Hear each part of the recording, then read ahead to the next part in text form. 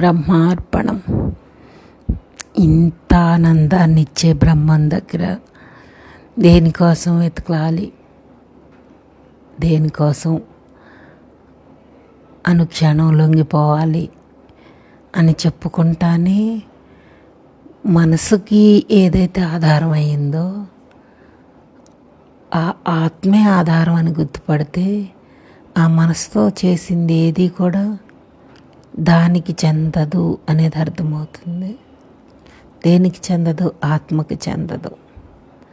అలాంటప్పుడు ఇక ఆ మనసుని బతికించుకోవటం కోసం దేహంగా నువ్వు పడే పాటలన్నిటి వృధా.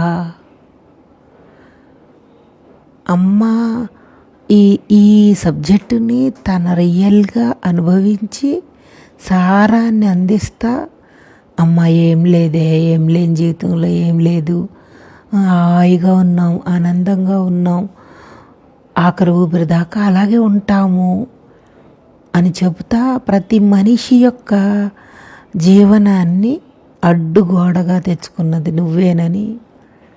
ఏముందమ్మా, ఇప్పుడు ఎన్నాళ్ళు బతుకుతాము అనేది ఎవరికి తెలియదు. ఎలాగా మన జీవనం గడుస్తుంది అనేది తెలియదు.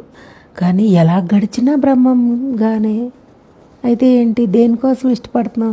ఈ పేరు ప్రతిష్టల, ఈ ఇష్టాలు అయిష్టాల, మంచులు చెడుల, కుటుంబాల, ఇవన్నీ అందరి దగ్గర ఉన్నాయి. కానీ అందరి దగ్గర ఉన్నా ఎవ్వరికి సొంతంగాని అని తెలియట్లా.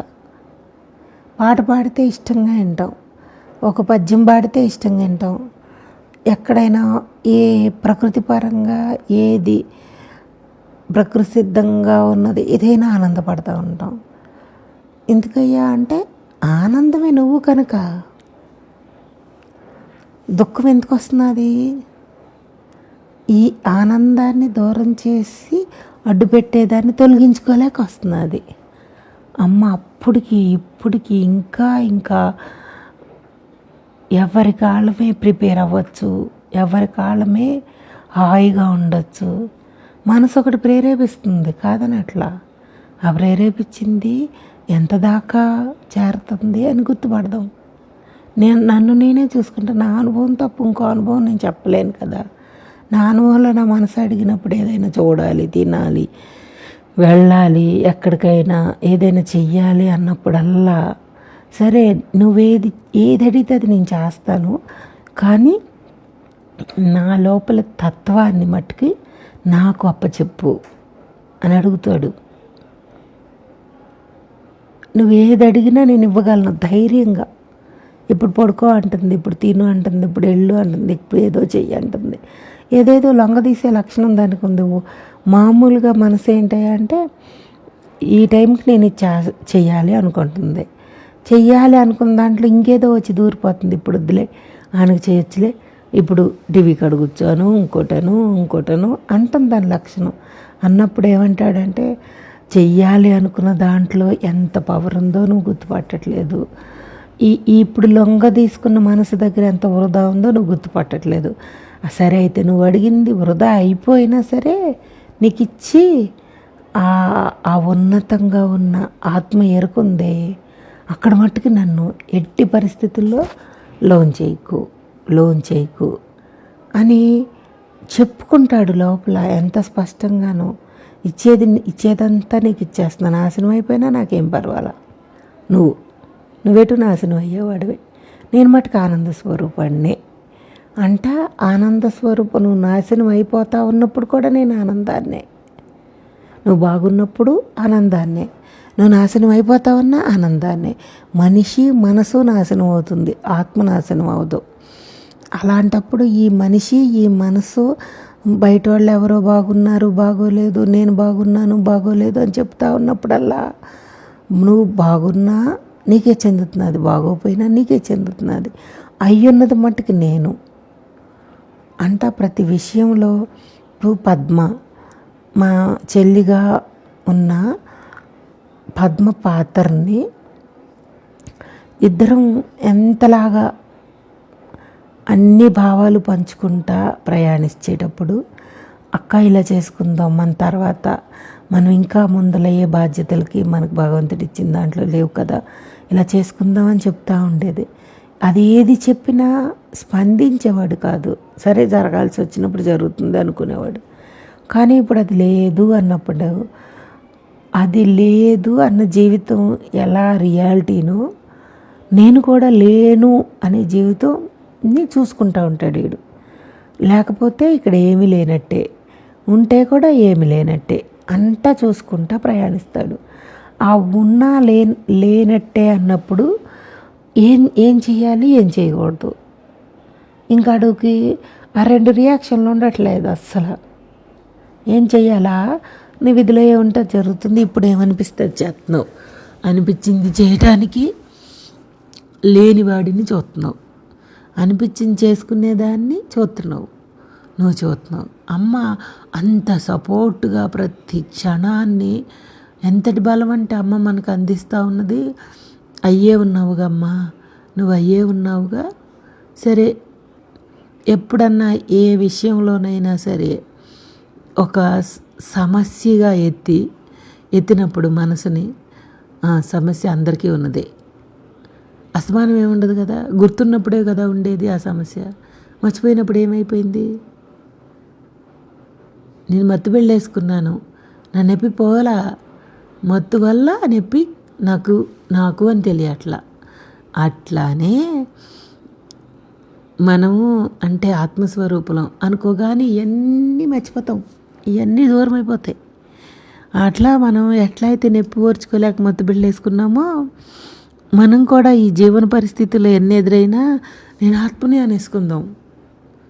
అందరికీ ఉపయోగపడే ఆత్మగా మనం ఈ జీవుడి భూమి మీద ఎన్ని రకాలుగా ప్రేరణ చేసుకున్నా ఆఖరికి మర్చిపోవాలి, దేన్నైనా మర్చిపోవాలి. ఆ మర్చిపోయేదిలాగా మత్తు వెళ్ళేసుకుంటే ఎలాగా అని ఇప్పుడు తట్టుకోలేక వేసుకున్నావో, ఈ కారణకార్యాలతో తెచ్చిన శరీరాన్ని అందరికీ ఉంది, ఈ జగత్తంతా ఉంది. అందుకే అమ్మ అంటారు, మధ్యలో వచ్చి నీ మధ్యలోనే పోతూ ఉంటాయి అమ్మ. ఎప్పటికీ ఉండే శాశ్వతమైన బ్రహ్మాన్ని పట్టుకున్నాం మనం. అందుకని బ్రహ్మ ప్రయాణంలో చేయాల్సిందే అన్నది లేదు, చేయకూడదు అన్నది లేదు, చేస్తే పేరు వస్తుంది అన్నది లేదు, చేయకపోతే ఎట్లాగా అన్నది కూడా లేదమ్మా. ఎందుకంటే ఈ చేపించబడే దగ్గర ఎవరి సొంత పెత్తనం ఉంది? నేను 1,00,000 జపం చేయాలి అనుకుంటా, అది చేస్తే అయినట్టు, చేయకపోతే చేయనట్టు ఉంటుంది అనుకున్నాను కదా. ఏం చెయ్యాలి అనుకోకపోతే ఏది చేస్తా ఉన్నా అది హాయే, ఆనందమే. మళ్ళీ ఒకటి అనుకోకపోతే చేయలేమని పెద్దలు మనకు పెట్టారు సంకల్పం. అప్పుడే నువ్వు ఆ చెయ్యాలి అన్న దగ్గరికి ప్రయత్నిస్తావు. మామూలుగా అయితే వదిలేస్తావు ప్రయత్నాన్ని, ఏదో ఒకటి కాలక్షేపం చేస్తావని ఒక గోల్ పెట్టమన్నారు. కానీ మనకి ఇప్పుడు అమ్మ నేర్పే విద్య ఏంటంటే, గోల్ పెట్టుకున్నప్పుడు నేనే ఉంటున్నది, చేసినప్పుడు నేనే ఉంటున్నది, చేయలేకపోయాను అన్నప్పుడు నేనే ఉంటున్నది. కానీ ఇక్కడ ఆ నేను ఎక్కడా లేకుండా చూడగలిగేది ఆత్మ భావన, అది ఆత్మ భావన. ఈ శరీర ధర్మంలో నువ్వు ఇంత బాగా చేసావు అని చెప్పినా నీకే ఆ దేహం అనే దానికే వర్తిస్తుంది, నువ్వు చేయలేదు అన్నా దానికే వర్తిస్తుంది. ఆ వర్తించే దాంతో నాకెందుకు? ఇప్పుడు మన పెద్దవాళ్ళు ఏదో ఇట్లా జాగ్రత్తగా ఉండండి అమ్మా, అట్టా ఉండండి అమ్మ, ఇట్లా ఉండమ్మా అని చెప్తారు. చెప్పినప్పుడల్లా మనసు అంటుంది, నాకు తెలుసు కదా ఎందుకు చెబుతున్నారు అంటుంది. నాకు తెలుసు కాదు, నీకు ఇంకా ఆ చేయించటానికి, ఆ చేపించబడటానికి ఆ జాగ్రత్త నీకు అవసరమని తెలియపరుస్తున్నాడు పరమాత్మ. ఎదురు చెప్పకుండా సరే నా కోసం చెప్పారు అనుకున్నా ఒకలా ఉంటుంది. సరే, లోపల ఏమి ఎదుర్కొనేటప్పుడు అక్కడున్నది నేనే కదా. ఓహో, నాకు రాదని, నాకు తెలియదని చెప్పించావా అని భగవంతుడి ధ్యాసలోకి వెళ్ళిపోయామనుకోండి, అప్పుడు ఆ వ్యక్తి విసుగు అనిపించదు, వాళ్ళు ఎందుకు చెప్పాలి అనిపించదు. ఇప్పుడు ఒక వస్తువుని దాద్దాము అని చెప్పారు మన పెద్దవాళ్ళు. లోపలోడు ఏమంటాడంటే, దాచి ఉన్న వస్తువునేమో మర్చిపోయావు, పాడైపోయే వస్తువునేమో దాద్దామని చెప్తున్నావు. సరే అయితే ఇది ఉన్నంత వరకు అవసరాలు ఉన్నాయి కనుక దాద్దాంలేండి దాయాల్సిన వస్తువుని ఆత్మగా దాచుకుని ఈ ఈ చెడిపోయే వస్తువులను దాద్దాంలేండి, మనసుకి తృప్తి వస్తుందిగా నేను చేశాను, నేను దాచాను అని అంటాడనమాట. ఒక సత్యాన్ని ఎప్పటికప్పుడు ఎవరు ఎలాగ తీసుకున్నా, ఒక ఖర్చు విషయం వచ్చినప్పుడు, ఒక శ్రమ విషయం వచ్చినప్పుడు ఎందుకు ఎందుకు అంటుంది మనసు. ఎందుకు అంటానికి నువ్వెవరివి, ఆ రెండు అయితేనే తీరుతుంది ఈ జీవితానికి అంటాడు లోపల. అట్లా అనుభవంలో ఆత్మ ఎట్లా ఉంటుంది అని ఎవరిని చెప్పలేము. చక్కగా నీకు ఎదురైన దాంట్లో ఆత్మ ఎంటర్ అయి చూపిస్తూ ఉంటుంది తేట తెల్లంగా. నాకు నాకు తెచ్చి చూపిండి వస్తువు అంటాం ఎవరినన్నా చెప్పినప్పుడు ఎట్లా ఉంది అని. నా కళ్ళకి చూపిండి నాకు అర్థమవుతుంది అంటాం. అట్లా ఆత్మ ప్రతి అనుభవంలో కళ్ళకి చూపించినట్టు కనపడుతుంది, ఇదే ఆత్మ అని. ఎక్కడ ఎదురు తిరగని మనసు, ఎక్కడ అడ్డు పెట్టని ఆలోచన, ఎక్కడ భయం లేని జీవితం, అట్లా ఆత్మ కనపడుతూ ఉంటుందమ్మా. ఆత్మ కనపడంది కనుక గుర్తుపట్టలేకపోతున్నాము, ఇవన్నీ కనపడుతున్నాయి కనుక వదలలేకపోతున్నాము అంటాం. ఆత్మ కనపడకపోవటం ఏంటి? ప్రతి విషయంలో సత్యాన్ని తెలియజేయటమే ఆత్మ అంటే. హాయిగా ఉంచటమే ఆత్మ అంటే. వివేకం లేకుండా పనిచేపించి బుద్ధిని నాశనం చేసిందే జీవుడంటే. ఆత్మ ఎప్పుడు వివేకాన్ని తెచ్చి తేటతెల్లమైన సమాధానం చెప్పి నిన్ను చక్కగా ఒక లైన్గా ఆనందంగా హాయిగా తీసుకెళ్తూ ఉంటుంది. ఆత్మను గుర్తించలేక అంటున్నాం మనం. అదేంటి ఆత్మను గుర్తించకపోయటం ఏంటి? అణువణువుతాను ఉంటే బుద్ధిని వెనక్కి తిప్పుకోలేక ఆత్మను గుర్తించలేదు, దేహానికి అప్పచెప్పాం కనుక ఆత్మను గుర్తించలేదు. అదే దేహభావన విడితే ఆత్మభావన డైరెక్ట్గా మనకి అనుభవం అవుతానే ఉంటుంది. అమ్మ దగ్గరికి వెళ్ళిన దగ్గర నుంచి ఈ రోజు వరకు ప్రతి అనుభవంలో ఆత్మని గుర్తుపట్టడము, దేహ భావనని గుర్తుపట్టడం. ఆ ఆత్మ ఎరుకుతో ఉంటేనే దేహ భావన గుర్తుపడతాం. దేహంగా ఉంటే అటువైపే చూపిస్తుంది, అంతరంలోకి చూపించదు. అది సత్యం దగ్గరికి తీసుకెళ్ళదు. ఎప్పుడు ఇష్టాలు అవసరాలు అనుకుంటా అటు తీసుకెళ్తుంది. అందుకనే అమ్మ అందరం ఆత్మస్వరూపులమే కదే. ఏ ప్రాంతంలో ఉన్నా, ఎక్కడున్నా, ఎలా చేసినా ప్రతి పని ఆత్మ సంబంధించే చేస్తాం కదా, ఆధారంతోనే చేస్తాం కదా. కానీ దేహం పట్టుకెళ్ళిపోతున్నది దాన్ని. ఇప్పుడు మనం ఏమైనా పని చేస్తే ఎవరైనా పట్టుకెళ్ళిపోతే ఎంత ఇదవుతాం. అది నాది అనుకుంటాం కదా. ఆత్మ అన్నిటిని ఇచ్చేదే, నాది అనుకోదు. అది అందరిలోనిది నేనే కదా అనుకుంటుంది. మనసు అయితే తనకే చెందాలి అనుకుంటుంది. అందుకనే అమ్మ ఇంతలాగా అందరినీ పట్టుకుని ఇంకా ప్యూరు. మనం ఊపిరి ఆగిపోయే వరకు ఏదో ఒకటి చెయ్యాలి కదా. ఆ ఊపిరి ఆగిపోయే లోపల చేసేదంతా ఆనందాన్ని ఇస్తూ ఉంటే ఇంకెంతకన్నా ఇంకేం కావాలి?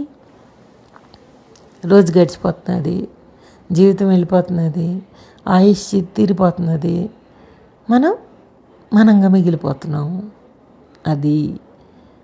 మనంగా మిగిలిపోతున్నాము. ఎందుకంటే భగవంతుడు అనుభవ సాక్ష్యంగా అనుభవంలో ఎక్కడా ఘర్షణ రానివ్వకుండా చూసుకోగలడు.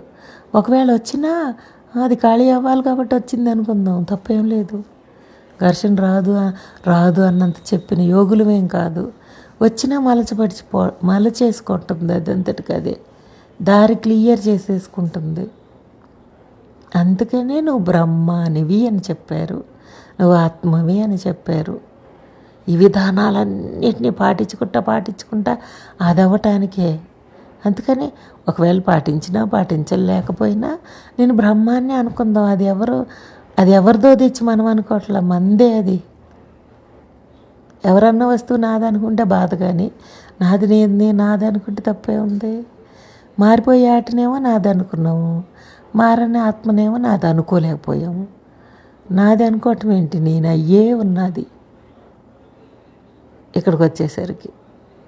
అట్లాగా అయ్యే ఉన్నా అన్నప్పుడు ఇదేంటి నా వస్తువు నాకు ఇస్తున్నారు అని అంటాం. ఎవరన్నా ఇస్తా ఉంటే మీది ఇవ్వండి కావాలంటే, నాది నాకు ఇస్తే ఇచ్చినట్టు ఎట్ట అవుతుంది అంటాం. అట్టాగే మనమే మరిచి మళ్ళీ మనమే కావాలి కావాలి అనుకుంటున్నాం. ఇదే మోసం అంటే. మీది ఇస్తున్నాను, మీరే నాకు ఇచ్చారు, నేను మీకు ఇస్తున్నానంటే నేను ఎప్పుడు ఇచ్చాను అంటున్నాం, మర్చిపోయిన వస్తువులాగా. ఆత్మ అంత సొంతం, ఇంత తేలిక. అందుకనే మనకి మనమే ఆనందాన్ని, మనకి మనమే అడ్డాన్ని ఎప్పటికప్పుడు గుర్తుపట్టుకొని ఆనందమే మనమే ఆనందం అంటే అని అనుభవిద్దాం. బ్రహ్మార్పణం. బ్రహ్మార్పణం. బ్రహ్మము అన్న ఈ శబ్దం నుంచి అనుభవించే అర్హత, నాది అనే సొంతం, నేనే అనే ముఖ్యం, అలా తీసుకోవటానికి ముందలు వినగానే మనసు ఒప్పుకోదు. కానీ ఏంటయ్యా అంటే, దాని లక్షణం ఏంటయ్యా అంటే, వాడే విధానాన్ని బట్టి వినియోగపడే లక్షణం మనసుకుంది. మనం మన దేహాన్ని, మన మనసుని, మన బుద్ధిని ఎలా వాడుకుంటే అలా వినియోగపడతాయి.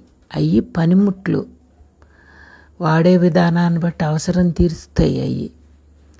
మరి అలాంటి ఈ పనిముట్టుగా చూడలేక నేనే అనే పాత్రని ఎక్కువగా లోనయ్యి ఎక్కువగా లొంగిపోతున్నాం. ఏటికి లొంగిపోతున్నాం? ఈ ఇంద్రియాలకి, ఈ విషయాలకి, ఈ ఇష్టాలకి, ఈ ఆశలకి లొంగిపోతున్నాం. అవి దేనికి పనికొస్తాయి? ఆ క్షణమే పనికొస్తాయి, మరు క్షణానికి అవి పనికిరావు. ఎప్పుడు కూడా ఇప్పుడు ఇవాళ వండిన పదార్థం రేపటికి పనికిరాదుగా ఎలా అయిపోతున్నదో ఆలోచన కూడా అంతే. ఇందాకున్నట్టు ఇప్పుడు ఉండదు, ఆలోచన మారిపోతుంది.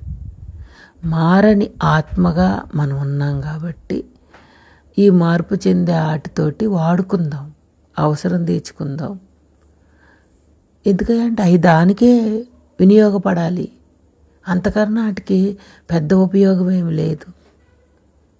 శాశ్వతంగా ఉండటానికి దానికి సత్తా లేదు. శాశ్వతమైనది ఆత్మస్వరూపం, శాశ్వతమైనది ఆనందం. కానీ అవన్నీ మార్పు చెందుతున్నాయి. దుఃఖం శాశ్వతంగా ఉండదు, ఎప్పుడు మార్పు చెందుతూ ఉంటుంది. దుఃఖం ఎప్పుడు ఉండదు, తీసుకునేదాన్ని బట్టి ఉంటుంది. అందుకని లాభ నష్టాలు కూడా ఎప్పుడు ఒకలా ఉండవు, మారుతాయి మారుతాయి మారుతాయి. అందుకే సత్యం మారదు, ధర్మం మారుతుంది అని చెప్పారు పెద్దలు. ఇలా మనకి మనమే ఈ లోపల అవగాహన చేసుకుంటూ ఉంటే తప్ప ఈ బ్రహ్మత్వం మనకు అందదు, సరిపోదు. లేకపోతే నేనే బ్రహ్మాన్ని అనే అవగాహన వల్ల, అనుభవం వల్ల మనలో జరిగే ప్రతిదీ కాలగర్భంలో కలిసిపోతా మనకి తీసుకోవటానికి ఏమీ ఉండదు. మన దగ్గర ఆలోచనల్లో నుంచి, విషయంలో నుంచి తీసుకోవటానికి ఏమి ఉండదు.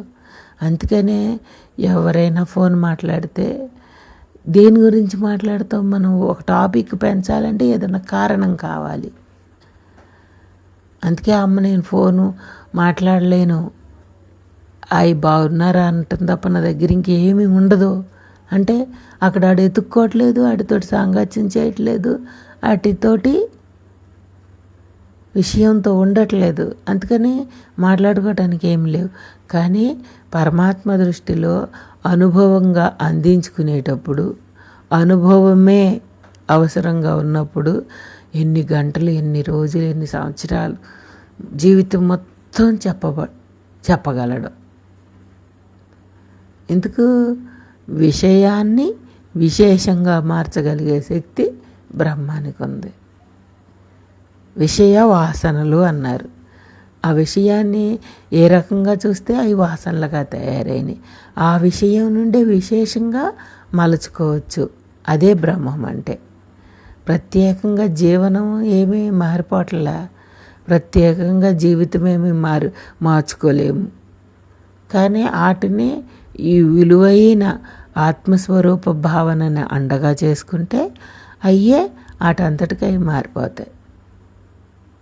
అందుకని ఏముంది ఈ జీవితంలో? మనం పొందలేనిదేముంది, పొందకూడనిదేముంది, పొందాల్సిందేముంది? ₹1 ఖర్చు పెడుతున్నాము అంటే అది దాని అర్హత అనుకుందాం. మన దాకా రాలేదు అనుకుంటే అది దానికి అర్హత లేదు అనుకుందాం. ఏ పనైనా సరే, ఏ ఆలోచన అయినా సరే, ఎలాంటి దాన్నైనా సరే దేహానికే అని పెట్టుకుందాం. అప్పుడు ఆత్మకు అంటదు కదా. ఆత్మకు అంటనప్పుడు ఈ దేహానికే అన్న పని ఎలా వాడబడుతుంది అంటే, దేహంతో అటాచ్ అయిందా దాని నుంచి తప్పించుకోలేం. అందుకే ఆత్మ ఎంతటిదైనా ఎలాంటిదైనా తను దేహం తయారు చేసి వచ్చింది, తప్పించుకోలేదమ్మా. ఈ దేహంతో తయారు చేసేటప్పుడు జాగ్రత్త పడాలమ్మా.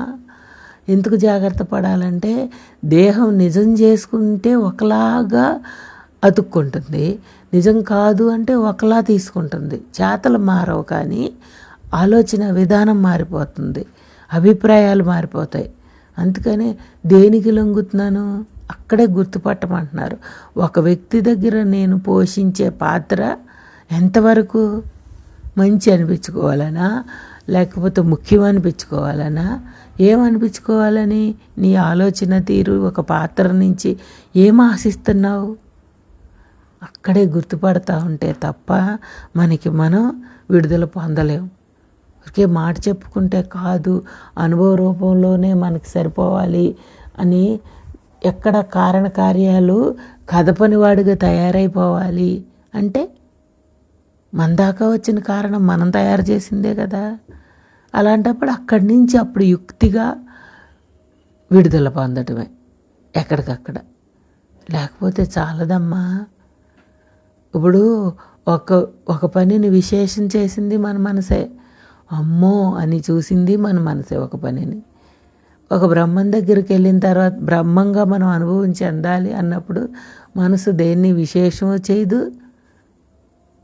దేనిని ప్రాముఖ్యత ఇవ్వదు, అలాగని తీసిని చులకన చేయదు, సహజంగా చూస్తుంది. సహజంగా చూసేటప్పుడు ఏది అటాచ్ పెట్టుకుంటుంది, ఏది దూరంగా ఉంచుతుంది అనేది ఎప్పటికప్పుడు నిర్ధారణ చేసేదే కానీ ఇందాకడది ఇప్పుడు పనికిరాదు, ఇప్పుడు దానక పనికిరాదు. నిర్ధారణ, మనసు యొక్క నిర్ధారణ. ఎందుకంటే ఆశ పుట్టకుండా, వెలితి భయం పుట్టకుండా ఉంచాలి అంటే ఇందాక పని ఇప్పుడు పనికిరాదు, ఇప్పుడే అభిప్రాయం మారిపోతూ ఉంటుంది, ఆలోచన మారిపోతూ ఉంటుంది. కానీ మారని బ్రహ్మం దగ్గర నువ్వు ఉన్నావని మట్టుకు గుర్తు చేస్తుంది. మారినప్పుడల్లా మనసుకు భయం పడుతుంది. ఏంటి ఇలాగ అనుకుంటున్నాను, ఇందాక ఒకలాగా అనిపించింది, ఇప్పుడు ఒకలాగా అనిపించింది అని మనసుకు భయం పడుతుంది. అనిపించినందుకు అందరినీ కదుపుతానేమోనని భయం పడుతుంది. కానీ అందరూ ఆత్మస్వరూపులే, నువ్వు కూడా ఆత్మస్వరూపువే. అప్పుడు ఆ కదిలేవాడు కదులుతాడు, కదలక్కర్లేనివాడు కదలడు. రెండు మనమేగా. ఆత్మగా ఉన్నది మనమే, దేహంగా ఉన్నది మనమేగా. ఆ కదలనోడు కదలకుండా ఉంటాడు, కదిలినోడు కదిలినా సరిపెట్టుకుంటూ ఉంటాడు, సరి చేసుకుంటూ ఉంటాడు. ఎక్కడికక్కడ అంతటా ఉన్న నేనే అని అమ్మ చెప్పేటప్పుడు ఇక్కడ ద్వంద్వాలుగా ఉన్న ఏటిని తీసుకోకుండా ఉంటేనే అంతటా నేనని అర్థమవుతుంది.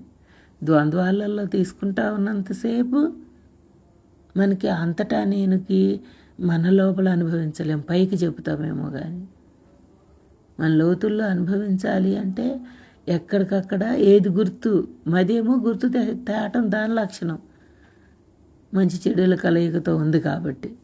ఆ గుర్తు తెచ్చినప్పుడల్లా నీకుంటుంది ఆ సంబంధం, నాకు లేదు అని చెప్తా ఆత్మ నుంచి ఆత్మగా దగ్గర అవుతా ఈ దేహవాసన నుంచి దూరం ఆడే అవుతూ ఉంటాడు. ఎక్కడ ఏం లేదు, ఎండగా ఉంది అనగానే నీడకి వెళ్ళిపోవాలని, వర్షం వస్తున్నది అంటే తడవకుండా ఉండాలని ఇవన్నీ ఎవరు చెప్పలేదు. వాడు తీసుకుంటాడు, ఆ సపోర్ట్ తీసుకుంటాడు.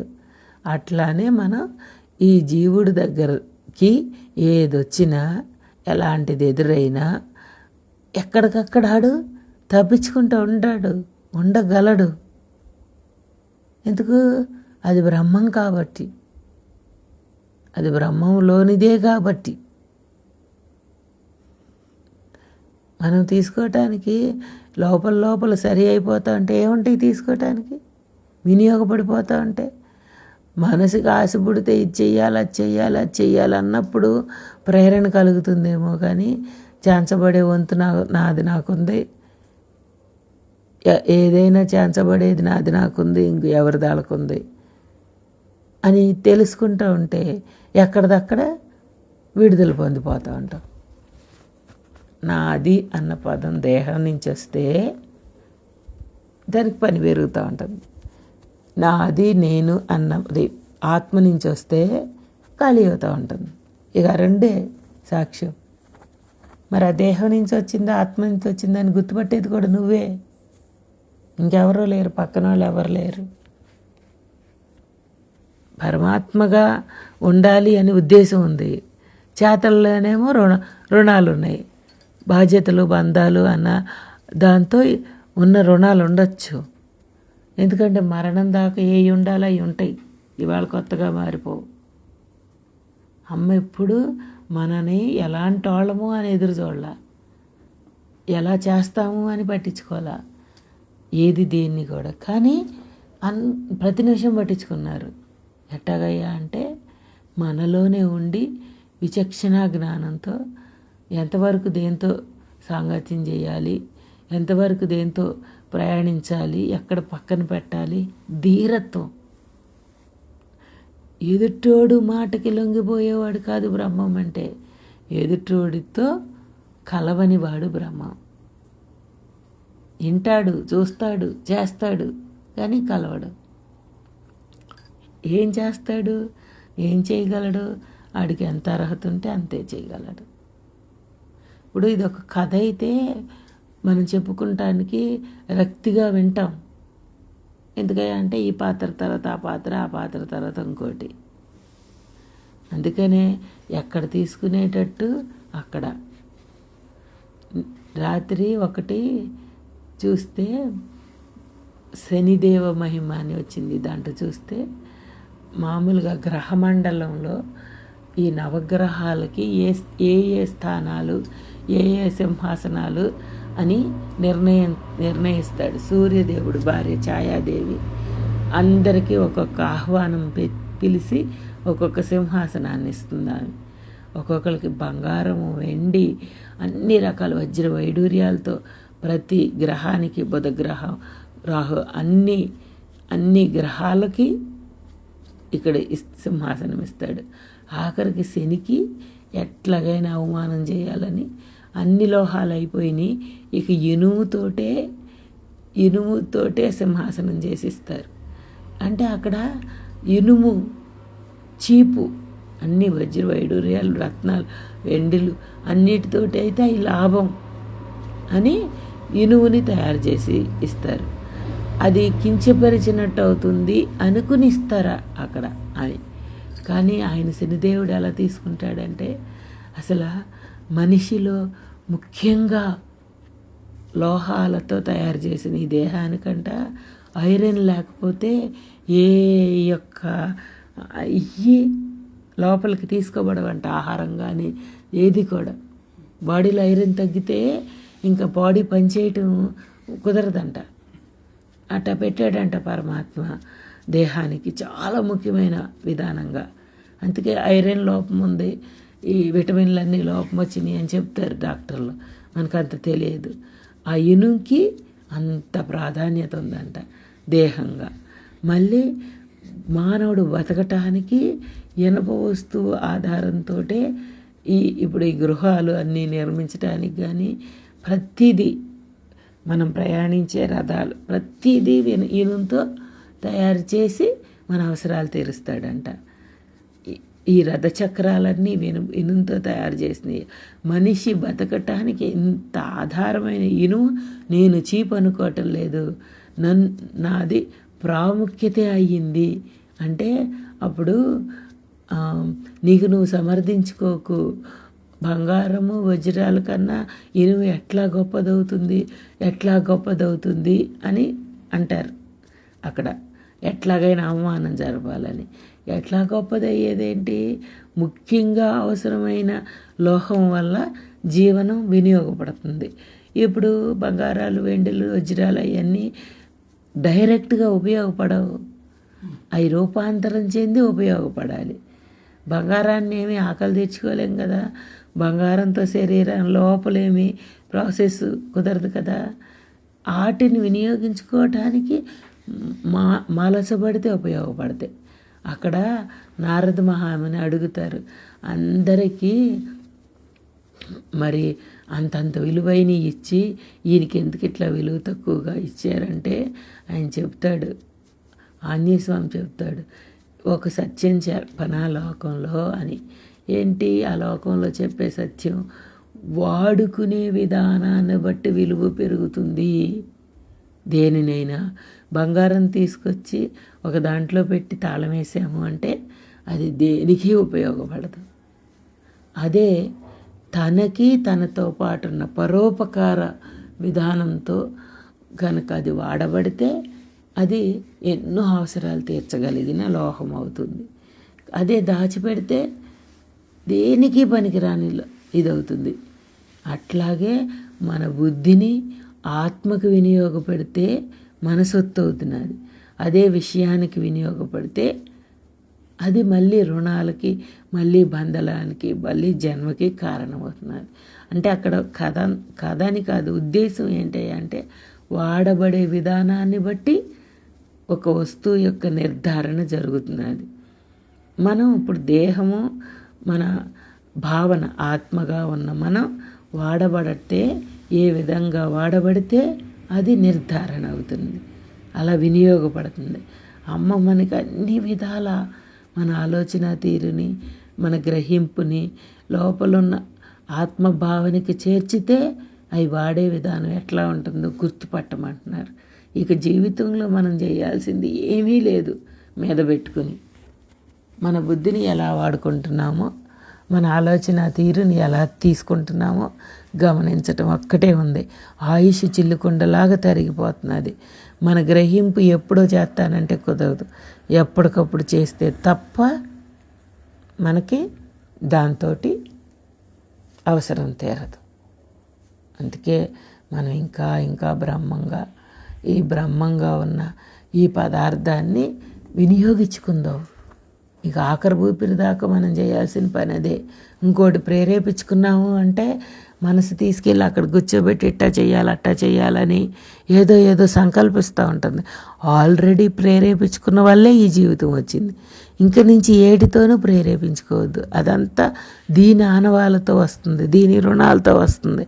అమ్మ అందుకని సూది ముట్టుకుంటే దబలం పోతుంది అనే విధానంలోనూ ఏది ప్రేరేపించుకున్నా మనం అంటించుకున్న వాళ్ళం అవుతామన్న దాంట్లోనూ, నన్ను నేనే నమ్మను అన్న దాంట్లోనూ, నాకు దేంతోనూ అవసరం లేదన్న ఆత్మతో భావించుకుంటా బతికేద్దాం.